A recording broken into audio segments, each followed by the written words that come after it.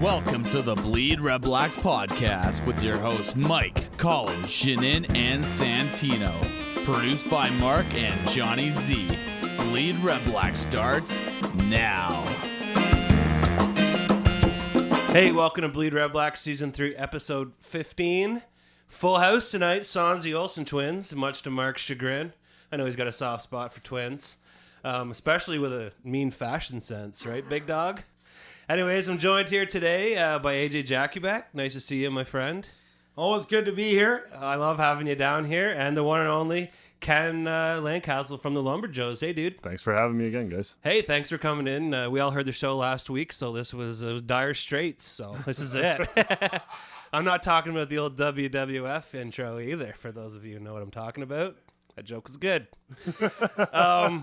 So just straight up, I want to say, I think the Jays are getting out Jade. We're watching tons of baseball, whether you like it or not. We got to talk about it. I don't know, Ken, you a baseball dude? You've been watching some games? Yeah, or I've been tracking it a little bit. I was listening on the way over here. Yeah. So, I mean, the sad part is whatever we say right now might not be applicable and won't be applicable. Right. It can go either way. We could record 2 intros. Hang on. Yeah. Like, Well, oh man, knowing Game Mark's 6. knowing Mark's experience, we might have to record 2 intros anyway. So. Not a Jays fan. Anyone that listens to me on TSN 1200 usually knows that. Not a fan of any Toronto team. To me, if you're cheering for the Leafs, it's the same fan that's cheering for the Blue Jays. The same guy that's throwing a beer at you, that's an Argos fan. Well, maybe there's not enough of those. Or a Leafs fan is the same guy throwing a beer onto the field at a Blue Jays game. So good riddance. But if anyone wants an autographed crying towel saying better luck next year, I'm willing to send it free of charge as well. Yeah, that sounds pretty awesome. We got a lot of listeners. This might cost you, bud. Like postage these days. Anyways, I think it's fun. I'm having a lot of fun watching it. I just like baseball in general. It's a great game, and you had mentioned listening to it on the radio, and I'm sure this hits close to home for you, AJ. I mean, I think it's one of the best sports to listen to on the radio. It's a great. Aside from your football calls, let's be honest. I was going to say, I was waiting for you to say. Aside from football. You know what is a positive, and I'll stop trolling for a couple of seconds. It shows how much passion there is for baseball in this country, and would love to see the Expos back, so I actually have somebody to cheer for that's a Canadian team in this country. But also, I think for other sports in this country, and we're seeing interest in a lot of different sports, in soccer, in baseball, and basketball. I mean, football, CFL and NFL combined, it's, there's a lot of interest in football in this country. And so I think a few years ago, you'd say this is pretty much just a hockey country with, the Grizzlies left and the Expos left and the Blue Jays were in a major drought and the Raptors hadn't made the playoffs in years. And now I think you can say this is more of a sports country, and I think that's a good thing. Maybe just accessibility of everything has made sports a lot less intimidating for new people too. It's really easy. You don't have to, pick up the sun anymore, or you don't need to. Sorry, people are laughing or frowning there. Mark, you might have to cut that out. We'll talk about it afterwards. Moving right along. Okay, Ken, I got to ask you, earlier this year, I know this is really outdated, but whatever. Yeah. I'm an elephant. You did this magical journey. I'll say magical. With the music and everything. I don't know if it actually happened. Like, were you in front of a blue screen, or did you actually canoe down the canal? You'll never know. So, Mike's question to you, and Mike's brought this up many times. Shout out to season ticket holder Mike, who's still away on business. You guys are well known. You're beauties, apparently. Beauties. You're beauties. Last year. It's a long time ago. Yeah. Who the hell are you this year, right? Yeah, exactly. This is my first time in some studio chump, all yeah. year. Yeah, some chump. Anyways, how did you not flip that canoe, man? Like, you guys would have went down in Canadian history. They would have done a Hinterlands Who's Who about you, like one of our. Well, it would have added to the lore of that cup or the I don't know, Lumberjoes or the Great Cup itself. Well, how long would it take for that thing to tarnish in the nitrogen high canal too, right? Like, that thing would be brown by the time we got out. Yeah, well, it's like you save yourself or save the canal or save the cup. I don't know. So for those of you who are listening and don't know what I'm talking about, maybe you can give us a brief little synopsis of what the hell went down that day. Actually, you know what? That was So the team contacted us and they said we have something big for you if you guys are interested. And so they didn't and you're like, no, I'm not kicking Sorry. Yeah. Can't do it. Can't do a backflip after my punt either. So we were like, all right, let's do it up, and then we got the script like a few days before, and we're like, oh, that's pretty cool. It's gonna be an interesting experience. We didn't know we were actually gonna canoe the entire thing, so it was an hour and a half of like John, and like it was the tippiest canoe in the history of canoes before the cup got in there, and so you could tell when the guy handed it to me, he's like, is it good? And I was like, yeah, it's it's good. It's good. Could have just taped a couple pool noodles on the side of that canoe, man. And, like, then we rigged we had a rope going to it. Like, we were like, John and I had a plan if it did go over, like who was reaching for it and who was like going to save the other guy. John was going. Did you flip a coin for it, or is that John just by... figured he had the best like chance to maneuver backwards. But anyway, this canoe, like we went for a test paddle, and we were like, this thing's going to go over. And so once we got momentum, we were okay. But then they'd be like, oh, we need to shoot something. We need to get a better shot from this angle. And so John, I mean, we were cursing at each other for an hour and a half of like you're tipping the canoe, you're tipping the canoe, like best friends no more. So when we finally landed like on shore, it was like, okay, I'm done. We had terrible sunburns too. But yeah, halfway through the trip, I kind of looked up. I was like, John, if this thing went over, man, people would definitely remember who we are. Cup has survived worse, though, I'm guessing. Well, that thing's been through some wars. Yeah. Stanley Cup's been in the Rio Canal, though. So, I mean, why not? Sure. I mean, you could have just canoed on the trophy, right? There's like a good solid base to it, right? It may just float after all. Who knows? We didn't even test that theory. So. Next time, right? Yeah. Like they'll ever call you back again.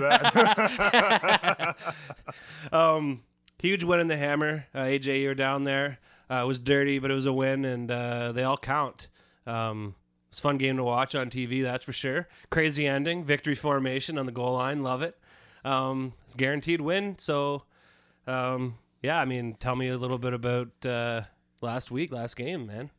Yeah, no, it was a big win. I thought it was a step forward for the team. I think offensively they looked sharp again. I mean, they missed a couple of opportunities in the red zone again early, one on the sack and fumble from John Chick, and then another one, Jerron Kreiner, who I thought looked real good up until that point. Yeah, he played really well. And is kind of, I mean, you watch him in practice, and that's the one thing. He doesn't drop anything. And then all of a sudden, an easy one and, a tough one for him. But so that game should have been over at halftime. I mean, it was 20-7. It probably should have been about it. Well, if there's the sack beforehand, and Kreiner makes a catch, is 24-7, but could have been at least 27-7 or something like that. So a different ball game. So that's something, again. I mean, you look statistically at this Ottawa team, and everything looks pretty good for the most part. They are right up there in net offense and net defense and in stopping the run and throwing the ball and in a lot of different categories, but they don't turn enough of those yards into points. And the other team, unfortunately, because Ottawa hasn't created enough turnovers, turns a lot of their yardage, whether it's a lot or not, into points. And one positive from the defense was the fact that they were able to create those 3 turnovers. So that was a real positive. And you know what?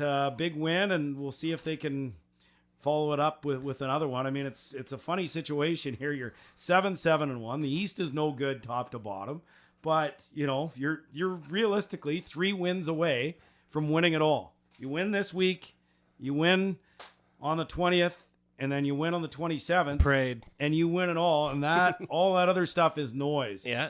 And I look back at the 89, I was there, the 89 West Final, 16-2 Edmonton Eskimos against the 9-9 Saskatchewan Roughriders, and Saskatchewan was the better team on their day. And a lot of people are looking to anoint the Calgary Stampeders already, and they've had some real close calls. They've won all those close games, and they are the best team in the league. They are 14-1-1 for a reason. But I still look at this team and say, okay, you know what? There's a lot of teams in the CFL, Ottawa being one of them, that if they put it together on their day, I think Ottawa can still beat anyone in the league. Absolutely. Well, it's a very motivating to hear, and I don't mind these kind of tough seasons. I think these seasons can actually bring the best out in teams, and sometimes you got to have some shakeups. And some of those losses did correlate in in cuts that were controversial to some. Obviously, the coaching staff knows the dynamic in the room a lot better, and by all accounts, the dynamic in the room is awesome right now. So that goes a long way, and we're going to talk about the meltdown in Montreal shortly. But sometimes talent doesn't outweigh that locker room presence. All right, guys, one last thing. Just for all the season ticket holders listening that for some reason don't read your emails, yes, we have prepaid for the playoff game this year. Yes, you have a ticket, and just chill, all right? That's all I'm going to say. Emails work better when you read them. Just a little bit of life lesson there for you. All right, let's go into something Mark's got up his sleeve, and we'll come back. We're going to do a little... round the table CFL talk. Ball players, rap stars, addicted to the limelight. MDMA got you feeling like a champion. The city never sleeps, better slip you an Ambien.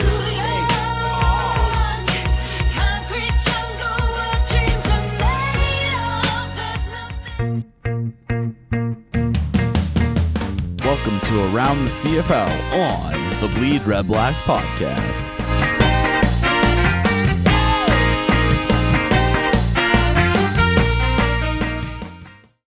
All right, guys, take your pick. We're just going to start top to bottom, have a little chat.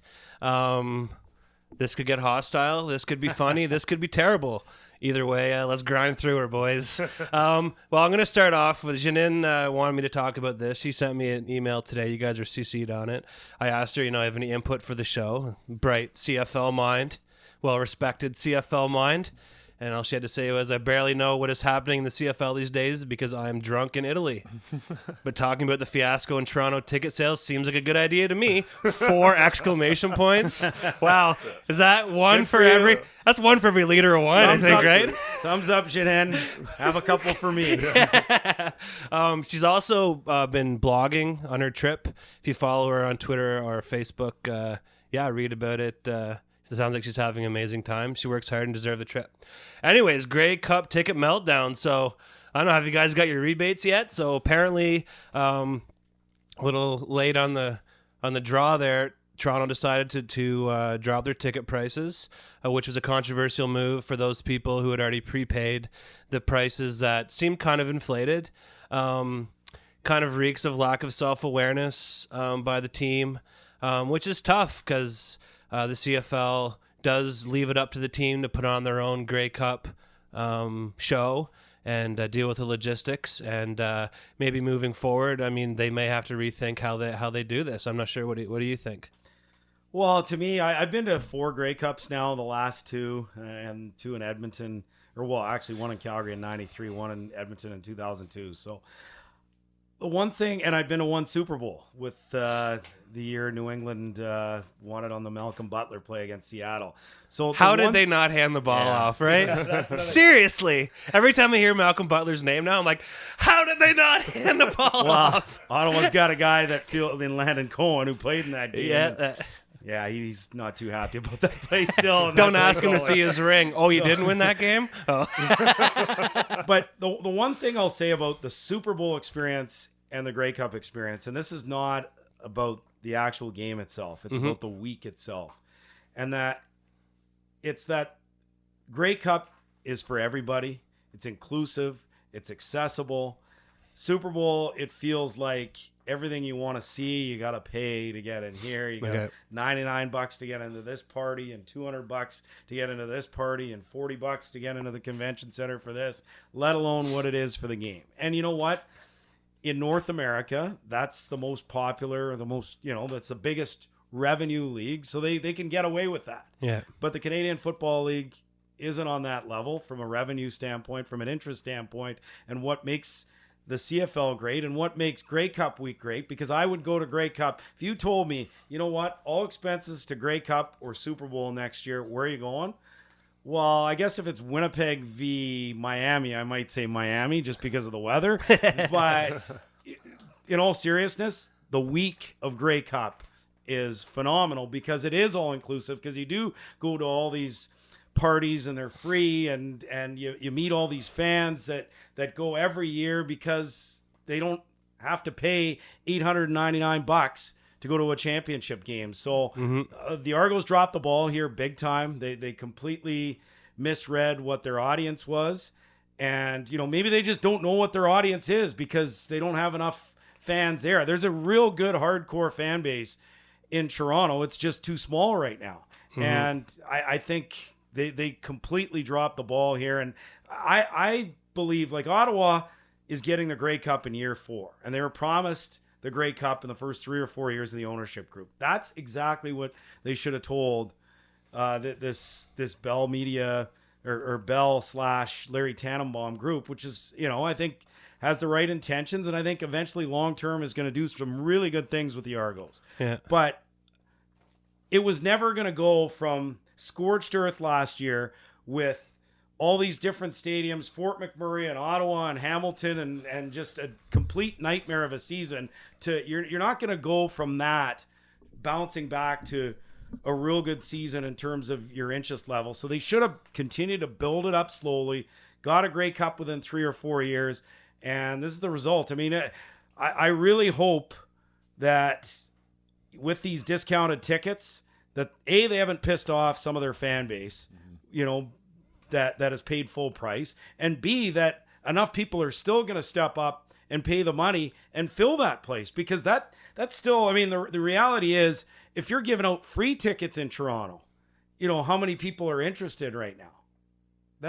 That's the reality. Mm-hmm. And if let's say, God forbid, it's an all Western Grey Cup, you're not going to get a few thousand from Hamilton or, hopefully a few thousand moving down the 401 from Ottawa to bail you out and sell at least a few thousand tickets. If it's Edmonton and Calgary, how many are going to travel from those two cities? So again, you're relying on Toronto to buy tickets for a team they don't really care about anyways, and a game they might not really care about. And to me, it's all kind of gone wrong. So I really hope for the good of the league, because this is such an awesome event that, somehow this is going to end up working out for them and the league. And Ken, you've had some pretty good Grey Cup experiences last couple of years. Yeah. You've been lucky enough to go to the last 2, right? No, I was Winnipeg. I missed BC. Oh, okay. Yeah, and BC was a good time. I mean, and the weather was better too. I wish I knew you then. I was Sidway's that whole trip, man. I was a guest of the CFL Hall of Fame. Nice. My liver's still recovering from that. That was the good thing about last year, is like when you actually have to work Grey Cup, like you can't go out and be an idiot every night like I was 2 years ago. No, we did just fine being an idiot every night. And I mean, Ken, you can attest to this. Like, it's such a small community that I'm sure people were coming up to you and like they already knew who you were, or a lot of people on Twitter, or it does feel like people even just when you first get there. Yeah, right? and you're a family, and I think CFL fans are a family, and that's what makes that experience in that week. I mean, so many people have asked, even friends of mine in Toronto, they know we're coming. They're not CFL fans, but I tell them, like, you guys have to come to the parties, experience what it's like to be there for Grey Cup week, because it is such a fun experience, and it's such you feel Canadian. I think you feel like you're sharing something, even though, like, I mean, our team was in it last year, but you're sharing something with people. Yeah. You're sharing an appreciation for the league, the game. And each team is represented in their own little party in their own way. And, there's the famous pancake breakfast from the Eskimos, and you can go and buy your $10 pills at the Rough Riders party. And, it's a good time. But I we'll see what happens. I think you're right. I think at the end of the day, it was a PR nightmare, and did tarnish the luster of this event a little bit, but it's still gonna be awesome. So, not the only major market that's having trouble. We talked about this last week. The Montreal meltdown continues. So I guess their two big wide receivers were let go this week. It also brought a CFL PA kind of rule into the forefront about them not being able to re-sign because of their lack of experience, which is pretty tough. But with that being said, I guess a big argument is locker room culture versus talent, and apparently Mr. Chapdelaine has laid down the law and taken the latter. And I think at this point in the season, I can't really blame him, to be honest. Yeah, and the thing is, like, when you've got a good room and you've got strong personalities and you've got a winning culture, you can welcome Duron Carter into the fold and sure. I think thrive.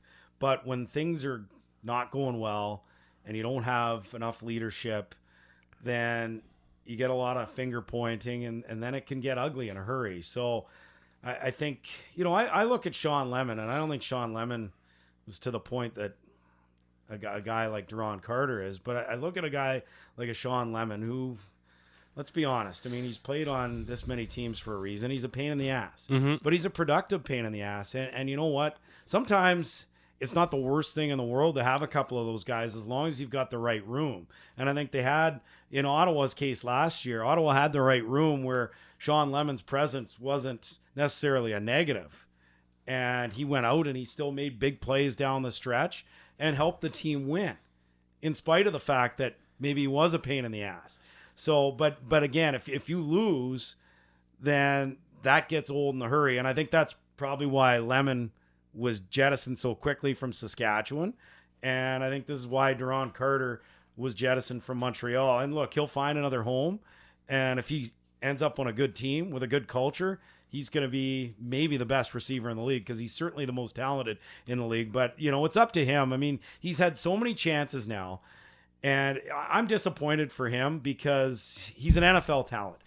He should be in the National Football League. He got kicked out of schools in the NCAA. And you'd think at some point there's going to be a light bulb that goes off in his head and says, okay, you know what? I had these chances in college. I screwed up. I didn't get it done in the NFL because maybe I didn't have the great attitude.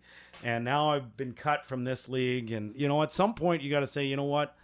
Maybe I do have to change a little bit. And I hope this is the light bulb that goes on for Duron Carter, because I hate to see talent wasted like that, because he is, for my money, unquestionably the most talented receiver in the CFL, but yet here he is on the sidelines the last few weeks of the year. We're the big losers not being able to see a player of that caliber play the last few weeks of the season. Yeah, for sure. And we all know the incident that he had with our team this year, and it's kind of blown over now, and it's just whatever. It's in the past, but one can only imagine he grew up in a pretty entitled household. He had a famous father with lots of dough, and I feel like the guys that are playing to put food on the table sometimes can shake those negative thoughts out of there, and I hope he can do it too. AJ, I'm with you. He's awesome. We watch him play, and he's a fun, dynamic player to watch. I think losing SJ Green early this year may have hurt him. I don't know if he was ready to be the number one guy or not have that mentor there for the season. That's a good point. With that being said, SJ Green, he's can only be responsible for himself, but I do feel that maybe if Duron's number two, we're not talking about this. Yeah, I think you hope that he does get that light bulb moment, but I think the other big thing is there's always going to be a team that's willing to take a gamble on a guy like that and just hope that he fits into the culture instead of trying to make him change his ways. So that'll be the challenge. I know I can see a couple teams that would just jump in on that. If he was able to play right now, they'd dive right in. Yeah. I know after a few trips to Montreal in my life, I've had some light bulb moments. So, happens to the best of us. It gets a little dimmer after a trip to Montreal. Hey, speak for yourself, bud. Fluorescent lights up here, bud. AJ and I are looking at each other.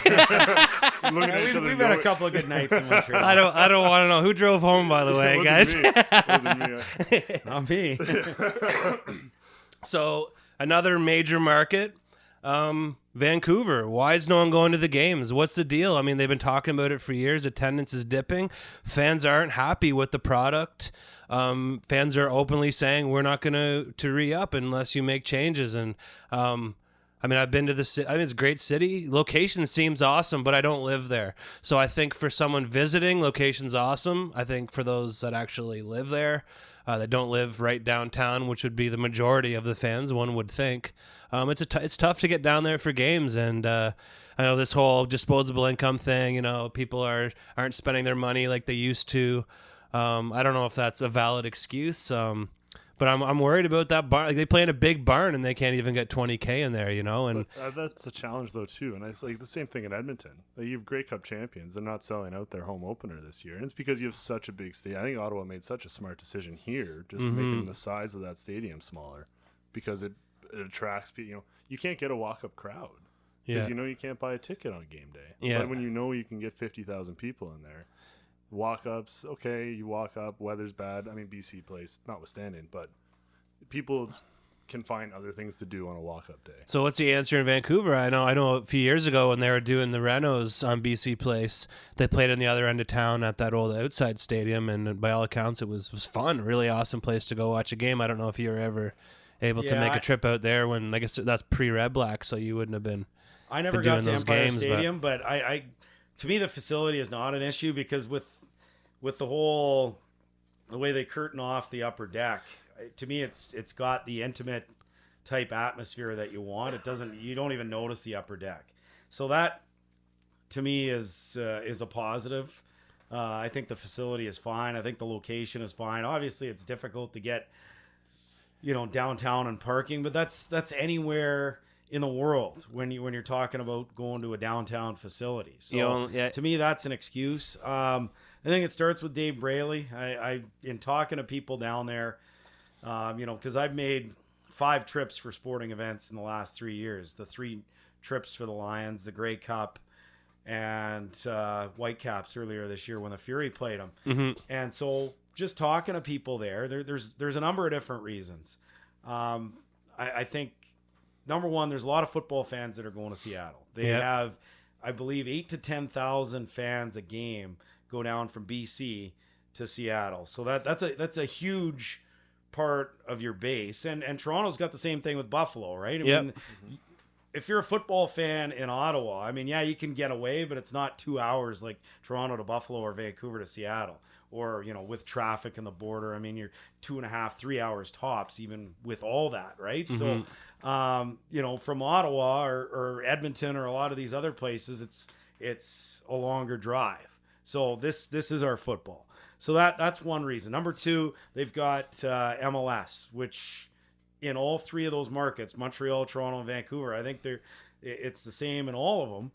They've got another summer option, and it's a good option. And it's a growing option. So and Toronto, you've got also the Blue Jays. So that's just competition for sporting dollar, and entertainment dollar is another thing. And I just think in talking to people there, Dave Brayley, much like his time in Toronto, his time has passed. He's done some real good things for the league. He's been a real good builder for the league. I mean, saved a couple of franchises, but his time is gone. Apparently he wants like $40 million for the franchise. Like, there are people that want to buy the BC Lions, and he wants to sell them for $40 million. And like, I don't know what you guys think, but I wouldn't think the BC Lions at this stage are worth $40 million. So hopefully, you're not getting the barn with it, are you? No, because if that's the case, let's hop on that right now. Let's do some crowdfunding. Yeah. So hopefully they get that first $10 right here, boys. I'm lying. I got no money on me. You're going in alone on that. But hopefully they get that sorted out, because I do think they're like the product itself. If I'm talking about the most entertaining team that I like to watch on non-Red Blacks game days, it's without a doubt the BC Lions. With Jonathan Jennings and the explosive offense they have, they got a couple of big name guys on defense that are fun to watch, and Elimimian and Adam Bighill, and I like watching the BC Lions. So hopefully they can turn it. They've had some ups and downs there, like over the last 25, 30 years when Murray Pesum came in, and then there was a time Bill Comrie came in, and so they've had some real ups and downs. It concerns me that they're averaging around 20,000 a game with a real good, entertaining football team, but I do think, much like in Toronto, where the Brayley factor wore thin, it's time for him to sell, and then hopefully they can get up to that 27,000 a game mark again. Well, I knew they were trouble earlier this year when their main ad campaign was they were marketing their quarterback as like the Russell Wilson of the CFL, and they were saying like, come see our Russell Wilson, And in my mind, I don't know. I think that's kind of sending a mixed message, especially when they're losing so many, teams of the South. I don't know what's going to happen. I mean, things can turn around, One hopes they will, but like you said, starts at the ownership, and the fans are pissed off, man, like from top to bottom. So, lastly, this isn't a major market. Well, unless you live there, maybe you think it is. But Speedy Banks failed the drug test today. I just want to say that it wasn't a performance-enhancing drug. It was just, a party drug, we'll say. And the one thing that really impressed me was how the coach dealt with it. His presser was really awesome. He said, you know what? Yes, I'm disappointed in him. There's a lot of times where he's disappointed in me. I love him. I love this guy.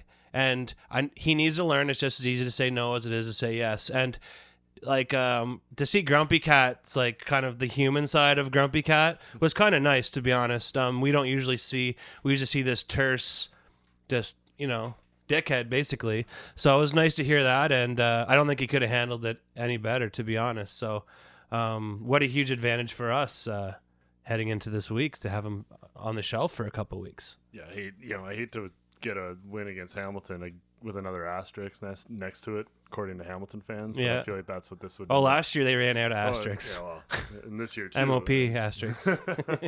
But I mean, it's too bad. It is too bad for him. It's too bad for Ticats too, because I mean they need this win as much as we want to get one as well. But as you say, it's good to see the team still standing behind him in some respects, and he's going to mature as a player, hopefully, as a result of this. So yeah, well, they had the option to remove him from all team activities during. It was up to the team whether they're going to let him participate still, and I think that's a bit strange. But maybe in a situation like this, you don't want to push a guy away for a couple of weeks by himself. Maybe that's a worse thing. Maybe he needs that family. He needs that positive reinforcement, and so he doesn't wound up at Hess Village again this weekend at 2 a.m. Let's be honest. We've all been there. Pass with us. We've all been there. I mean, I'm just glad the league's got a drug policy again, and I hate to see a guy like Brandon Banks. Again, I don't like seeing the stars of the game on the sidelines, whether it's injury or something like this or anything. So, like Duron Carter, it's the same thing. I want to see Duron Carter playing. I want to see Brandon Banks playing. I want to see Zach Caleros playing. So the league is better when the best players are playing. As for how it affects the matchup, I mean, both teams have some key injuries. Certainly Luke Tasker and Chad Owens, some big losses in terms of their receivers. They've got a whole pack of guys that are injured in the secondary. And then Ottawa's got, a laundry list from their running backs to Sir Vincent Rogers to Chris Williams to John Boyette. Mm-hmm. So, I mean, it sucks. You'd like to see both teams go at it healthy and at full strength, but that's the way it goes. And that's why depth is so important in the Canadian Football League. Look at Calgary. You know what? That's the one thing you can say about Calgary. They've lost so many players of quality caliber the last couple of years, whether it's a Fuller or a Rogers to the NFL last year. I mean, Fuller's back with Sask now, but they just don't skip a beat. And so that's what makes the good teams tick, is they're able to move past these losses, and we'll see what happens here on Friday. The one thing I did like about the announcement was in other leagues, they would never tell you what substance was in there. And I really like that transparency. I think it creates a lot more accountability for the player, as opposed to just a banned substance. Actually saying what he was on or what it was. I think that's a really great move, and I wish other leagues would follow that, as opposed to just saying, maybe make guys think twice before they decide to party it up. Yeah, I mean, Speedy Banks though isn't going to be a guy that comes across as a guy you'd say, oh, he's on PEDs. He's not walking around with his arms bursting out. Yeah. So at that point, it's okay. What was it? I went up to it a little bit, but yeah. The other guys, okay, it's pretty clear he's on PEDs. I think at first he said it was in his supplements. So I'm like, I don't know who's giving you your supplements, but it was supplemented. Pretty sure there's a soother in that thing too. Then, all right, let's go to a quick break. Thanks, guys, and we'll get into game preview this week. We got the Ticats coming into town. They can't take it away. If you've got something to say, they might try to let you in, but you only gotta learn to win.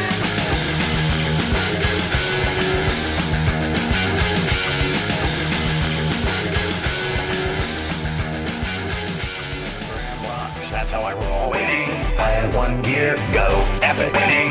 Are you bipolar? I'm bi. Winning. Win here. Win there. Win. Everywhere. Winner. Absolute victory. Everywhere. Winner. Welcome to the Red Black Renegade Rant with Santino Filoso.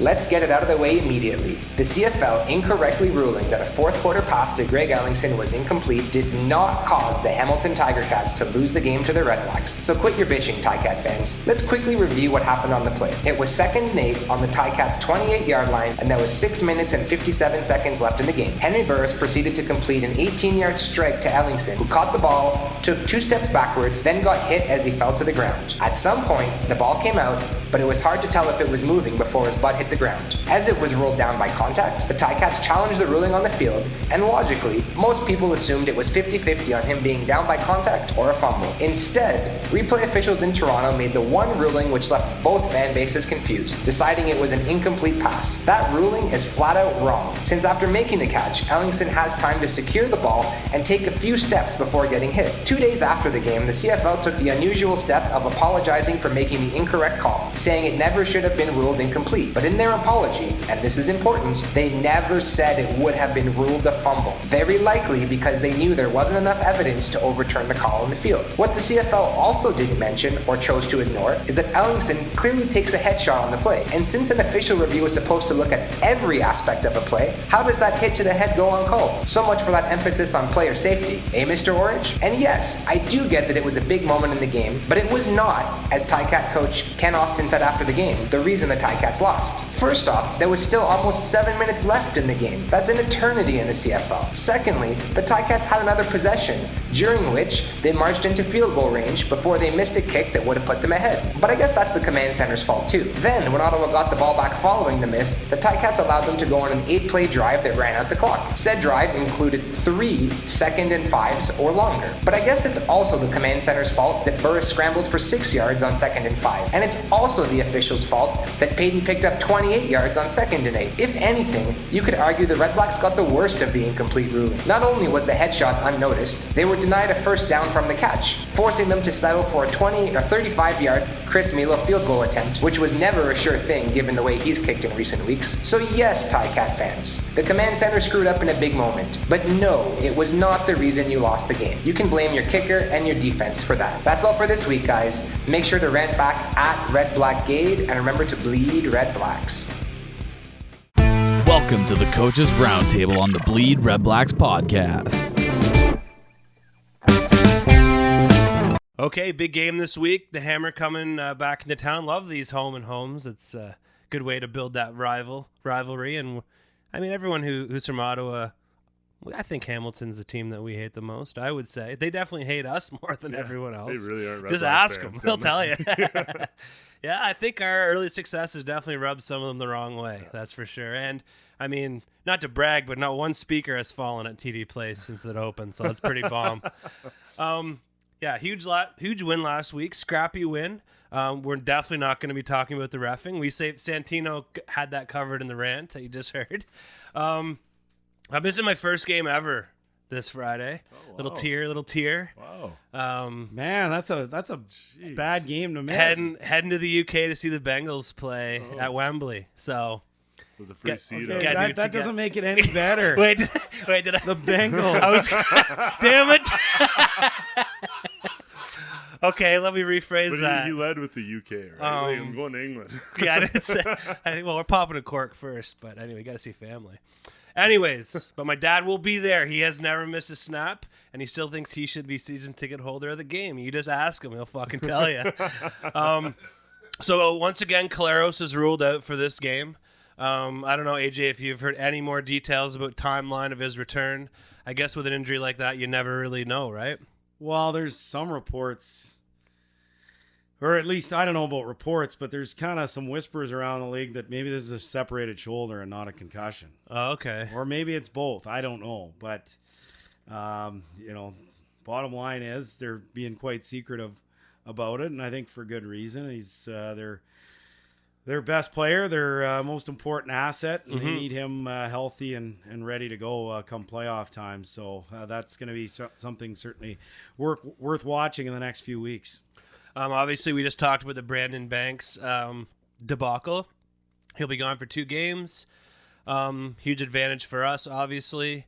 Yeah, but here's the way I look at it. I mean, how many people going into the East Final last year viewed like they had no Zach Caleros, and they were missing some other key guys as well. And Ottawa just beat them pretty good in the last game of the regular season. And I think anytime you start to think you're that much better than the opposition, It's too late. And you know, Ottawa shouldn't be thinking they're that much better than anyone with a 7-7-1 record, with losses to Saskatchewan, Toronto, and Montreal, all at home. They're 2-4-1 at home. So, like, to me, they've got a lot of putting up to do here this week. It's not about who's missing on the Hamilton side.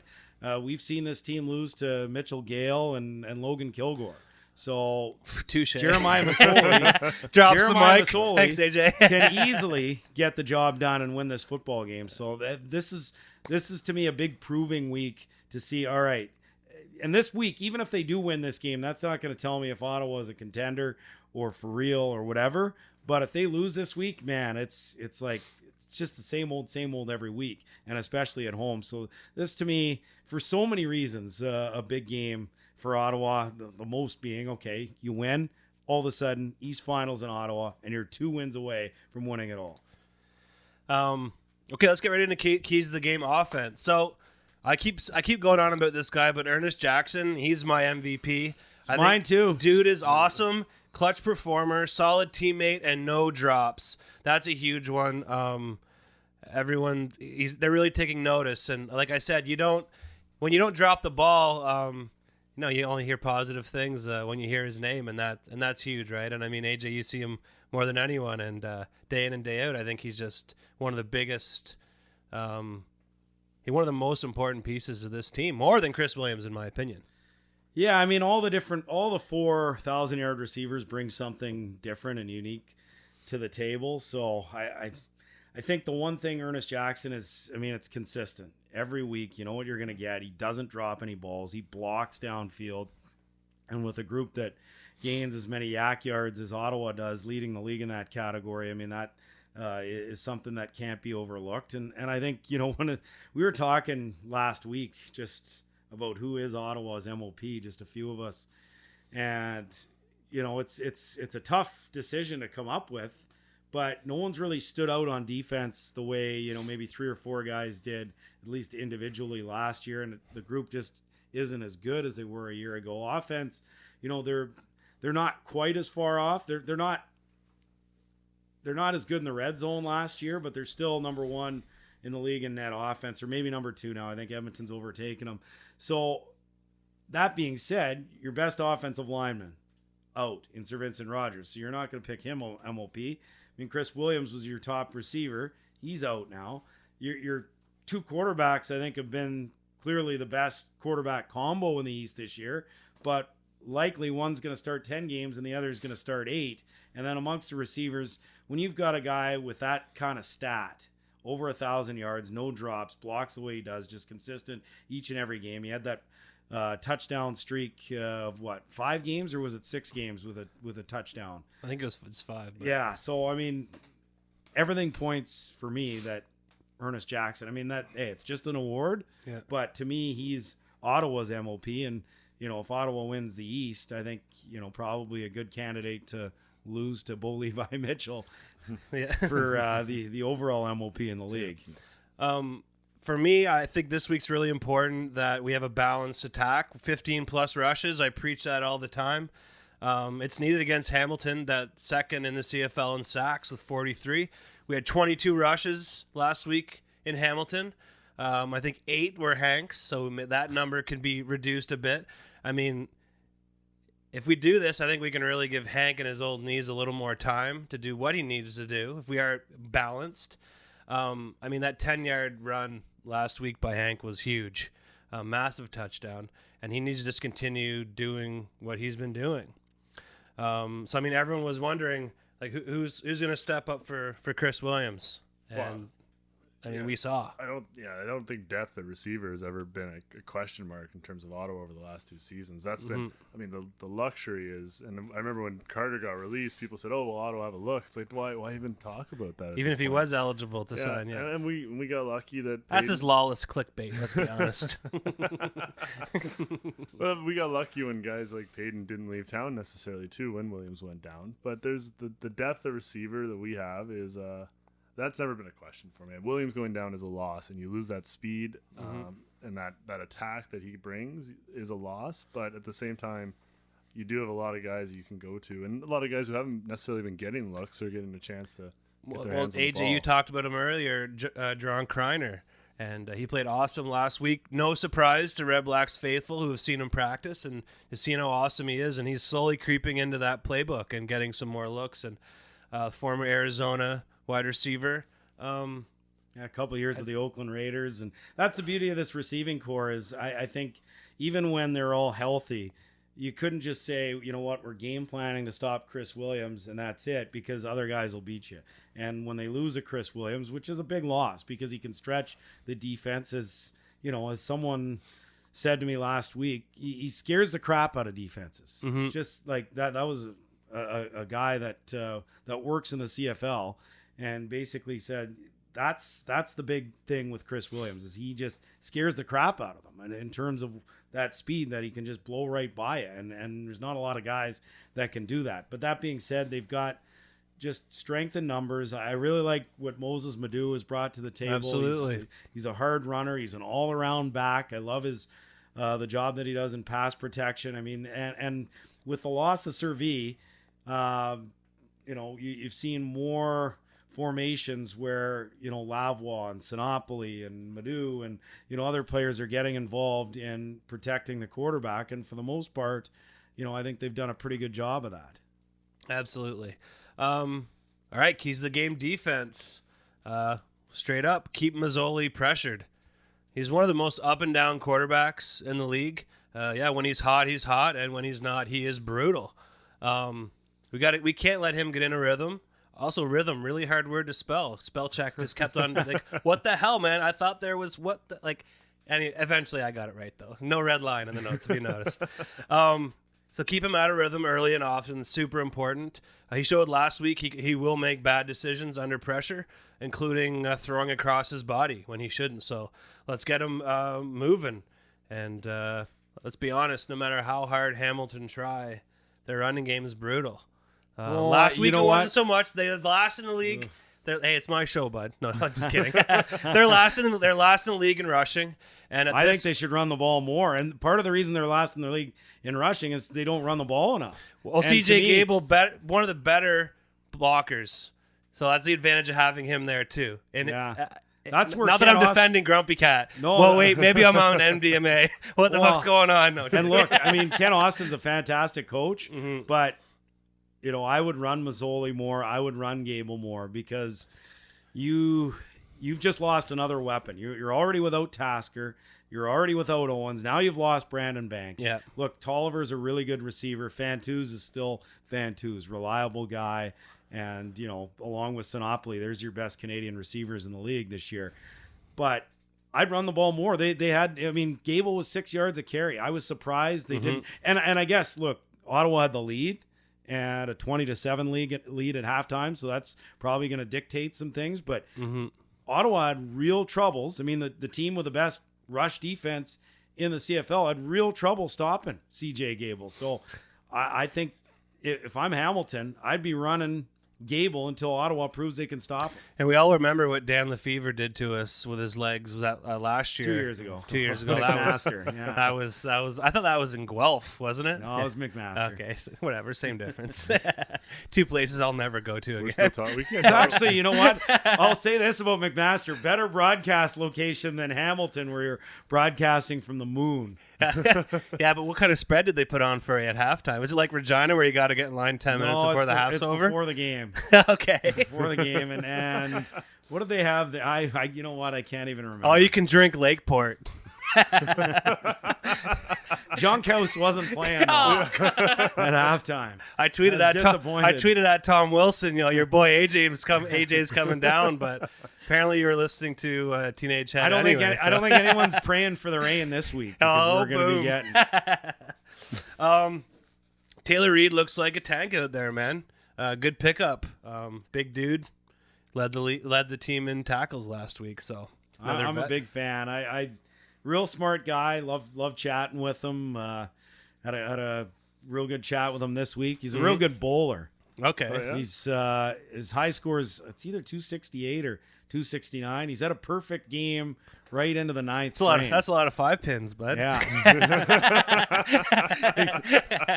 But no, he's been a great addition to this team, especially with the loss of Boyette. And, I think with Munoz is a guy that can play that will linebacker spot. That's what he played in Edmonton.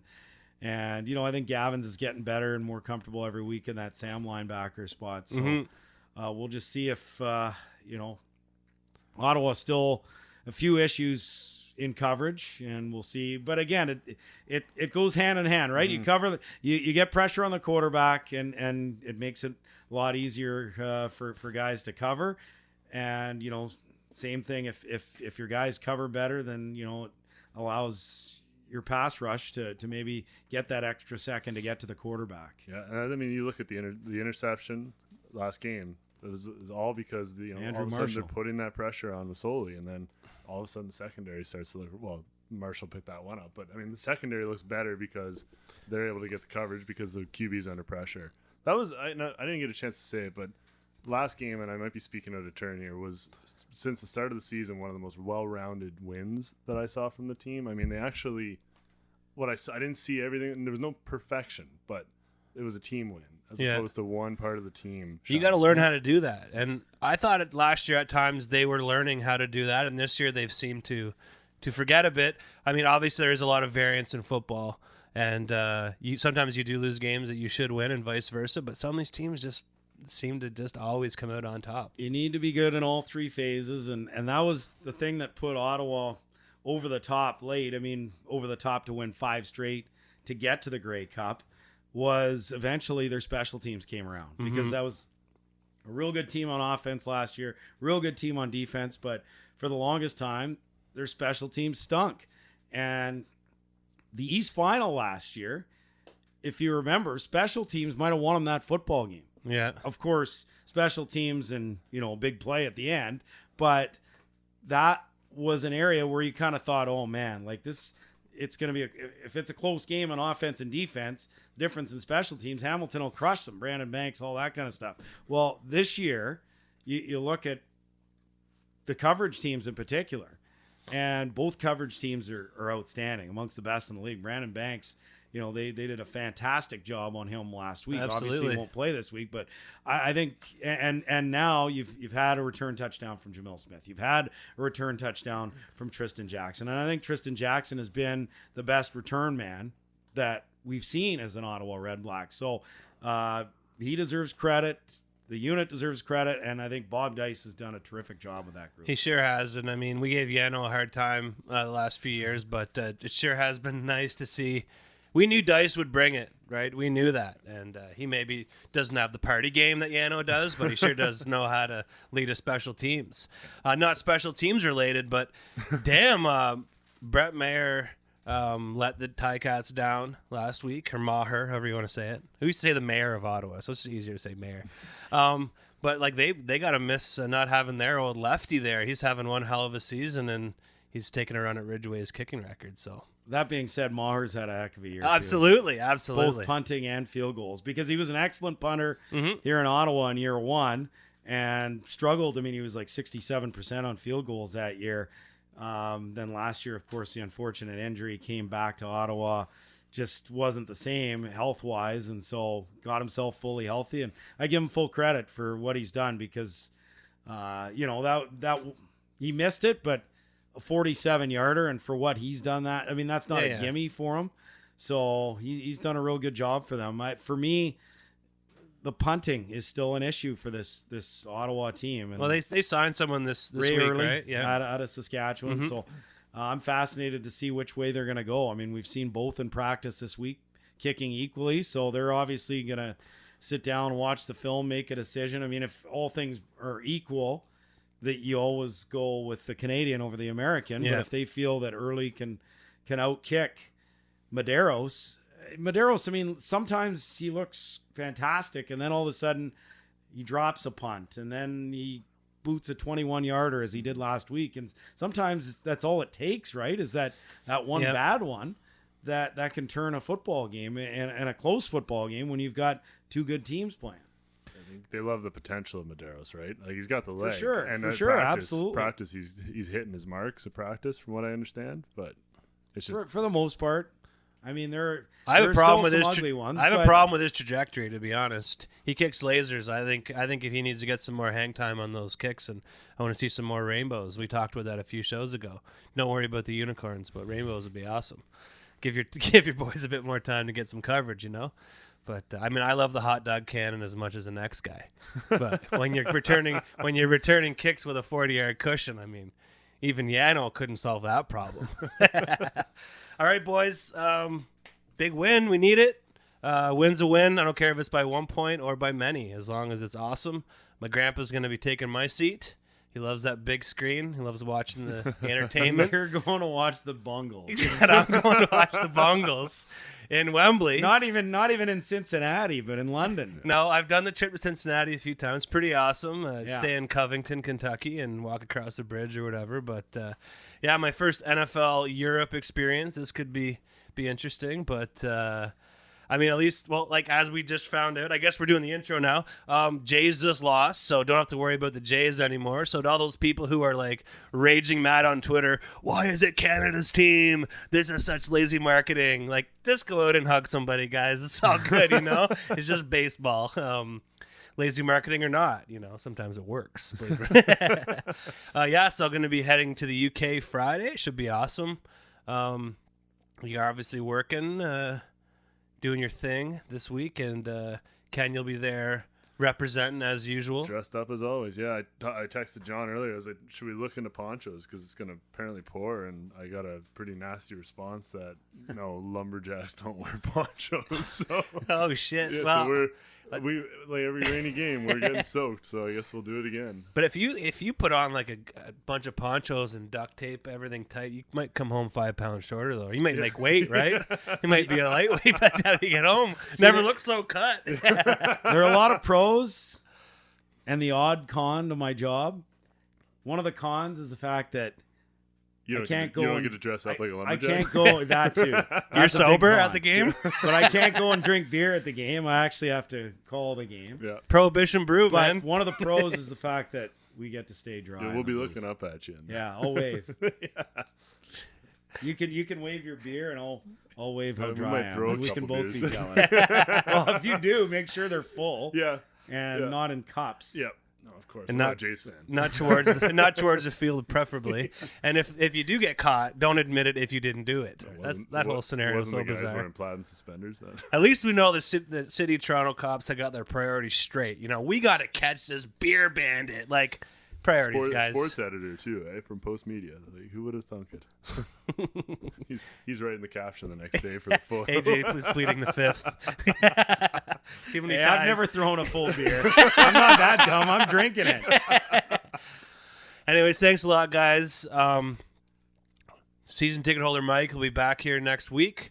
I don't know if Jeanine will be here or not. I don't know if she knows if she'll be here or not. I don't know if she knows what day of the week it is. But She's not going from Italy to the Peg I don't to well go watch the game. I'm not sure. You know, Go visit family. with watch her, the- with her, you never know. To be honest, Mark, you'll be here. Obviously, you got the keys to this joint. The Keenan Weller will be in here next week. So if you guys know him, local dude who owns a condo adjacent to the field, does a lot of charity work in the city, and unfortunately, I should have prepared fan above or Red Blacks fan up top, or he's got about 10 Twitter accounts, but you find him and he's pretty awesome. If you're a spy for the other team, he puts awesome pictures up of the practices every day. With that being said, I won't be here next week. Mark, no one's allowed on this chair.